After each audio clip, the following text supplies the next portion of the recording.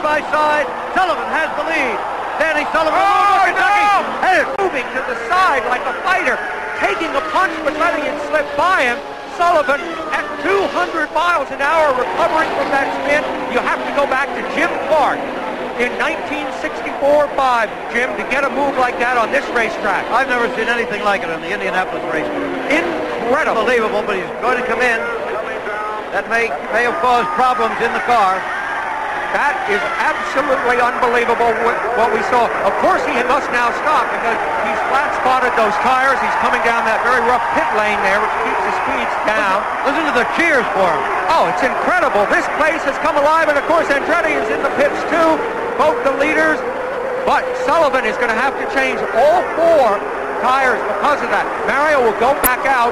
You see, they're even changing that left front tire, which they never change. So that'll cost him the lead, no question of it. But Danny Sullivan is back out on the race course. I have never seen a person take a spin like that and begin to slide towards the wall and still recover. Let's have another look at it. We're going to have slow motion here in just a moment. I'll tell you exactly what I think happened, Jim, even before seeing it. Aerodynamic effects. Watch what happens.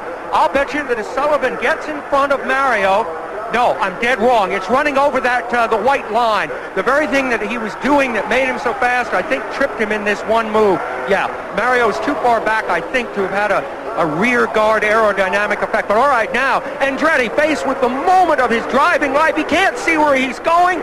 Fades slightly to the left by a miracle. And I thought it was right toward the end of the race, and I needed to get by Mario. It seemed as if you had been running a line very, very low, down over the white line, the yellow line.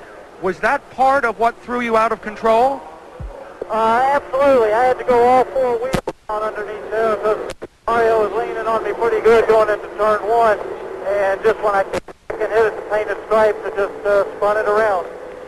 With all the things that have happened to you in the last few minutes on this racetrack, do you find yourself feeling okay nonetheless, feeling pretty normal? Feeling great. I'm having a fabulous time out here, and I think it's been a pretty clean, good race so far. Good luck to you. Thank you, Danny. Thank you. Interesting, Sam, that he said he thought it was near the end of the race when they had about 80 laps to go. Is that normal? No, that isn't. As he said, though, it's a miscommunication. He probably had to go for it, probably. Okay, Danny Sullivan.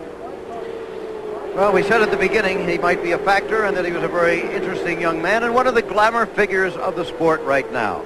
Let's meet Danny Sullivan.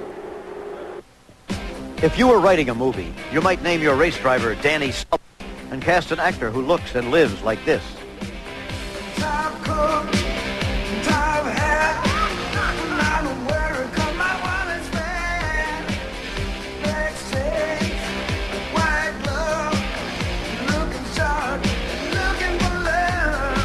The Danny Sullivan we're talking about is, of course, a real-life, flesh-and-blood successful race driver who also has the appearance and the personality to go with the dreamlike lifestyle he has chosen.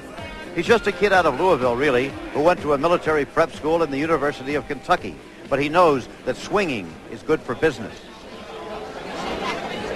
If you can't do that, and you don't do that, you're just not going to generate the support from our sponsors. And I think that the proof was in the pudding last year, where I was in all the Sports Illustrated and the Playgirl and this and the Donahue Show and whatnot, and everybody said, well, this is a little bit of a joke and you're carrying it a little far. But the sponsors were knocking at the door and were offering about 4 or 5 times the amount of money for this next year. So you just have to do, that's what's changed in racing, and that's what's important now. Barney Oldfield, Ralph De Palma, and even A.J. Foyt would have snorted at the idea of sitting as a photographer's model. But it goes with the territory these days. Danny makes the most of his commercial opportunity, which is not to say he doesn't tend to business. Since he started with Formula Fords in England 13 years ago, he has honed his skills from Indy to New Zealand. He first raced in the 500 in 1982. The headquarters of Danny Sullivan Incorporated is this condominium in Aspen, Colorado, centrally located for skiing and sunning and for flying off to anywhere in the jet owned by his personal sponsor, Jim Stout. Jim knows all sides of Danny, and he likes him.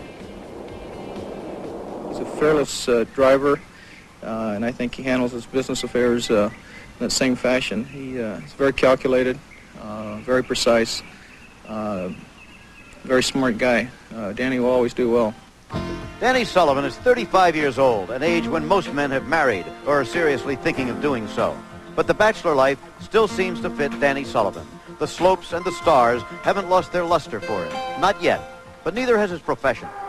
His road to prominence actually has been long and slow. Second in British Formula 2 in 1974. Fourth in European Formula 3 in 1975. Fourth in the New Zealand Formula Atlantic Series in 1978. In his Indy debut in 1982, he crashed on turn 4. Last year, another accident forced him out early. But later last season, he won kart IndyCar races at Cleveland, Pocono, and Montreal. He has hit his stride, and he works hard to stay in top shape for victories to come. I got to keep in shape, particularly just from the stamina point of view.